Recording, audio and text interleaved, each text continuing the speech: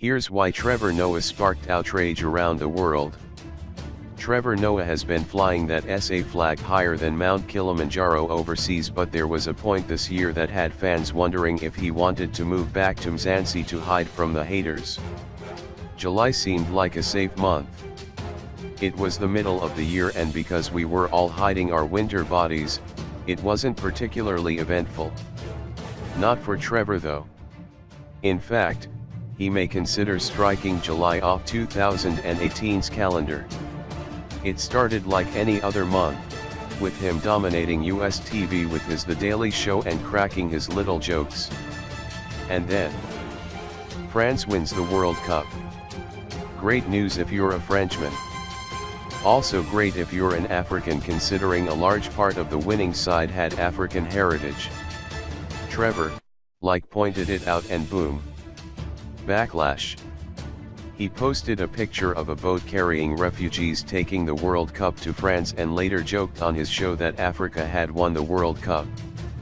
Trevor did not caption the picture with his thoughts on it, but many on social media accused him of racism and of trying to erase their French identity.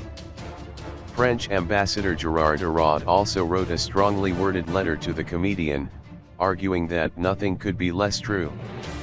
He pointed out that only 2 of the 23-man squad came directly from Africa and that other players' parents had moved to France.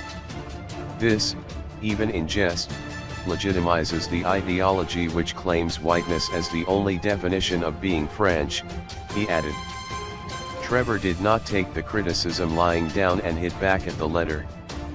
In a between-the-scenes segment on his show, Trevor said that he understood the argument, but coming from South Africa he noticed how many Africans celebrated the French achievement. Why can't they be both? Why is that duality only afforded to a select group of people? Why can't they be African too? So, you can't be French and African at the same time. Which I vehemently disagree with. He added that being French didn't erase their African heritage. When I'm saying African, I'm not saying it to exclude them from their Frenchness, I'm saying it to include them in my Africanness. But just as that ship had sailed, see what we did there. Trevor made headlines again. Over an old joke.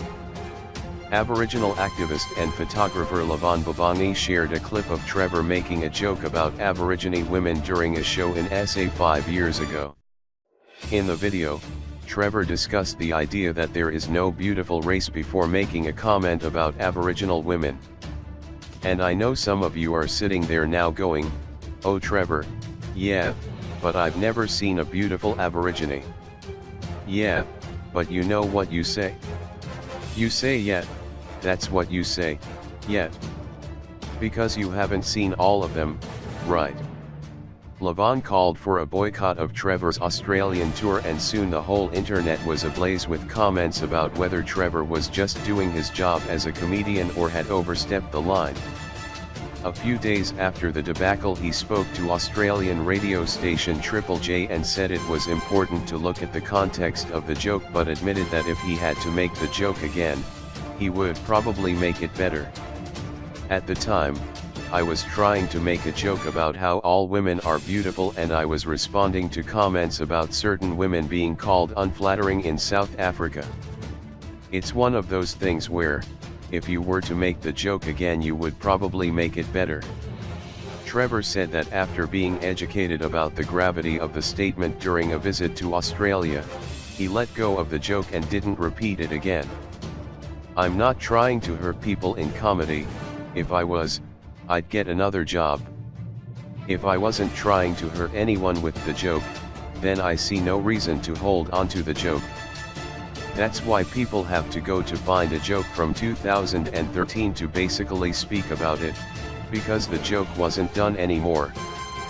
But I understand how outrage works, and you have to work within it.